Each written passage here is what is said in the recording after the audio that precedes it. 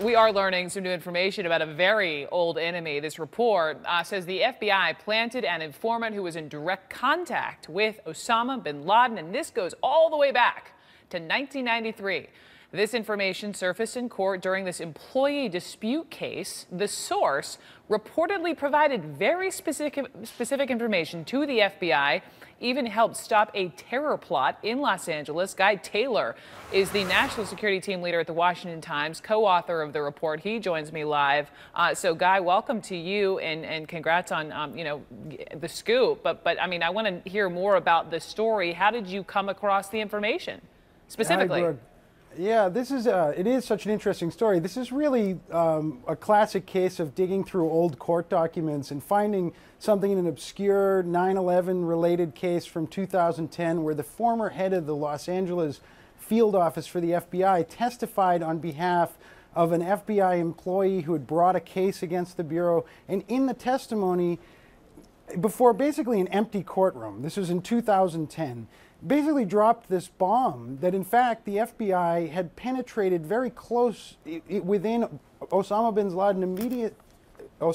Laden's immediate circle as far back as 1993, right after the time of the first World Trade Center bombing that you'll remember happened in 1993. So, as we learn in your piece, this Masonic Temple bombing was thwarted in LA, but at the same time, I'm wondering why this information never got to the 911 Commission. Why it was never public. That is the big mystery of this story, and what is so sexy about it is it deals with this question that's probably the most difficult question that the media has to deal with in reporting on the FBI and the CIA's relationship with Al-Qaeda over the years. It has to deal with the issue of penetrations. That right now the CIA has penetrations into Islamic terrorist groups around the world. All the way back in 1993, the FBI had this penetration. Why didn't it come up? I went and talked to the former head of the 9/11 Commission. He said he hadn't heard of this. This is Philip Zelikow. He's now at the University of Virginia. He hadn't heard of this. We've had trouble reaching the actual agent, who's the former head of the FBI field office. Maybe he'll see this and want to talk to me now. Is Ed Curran.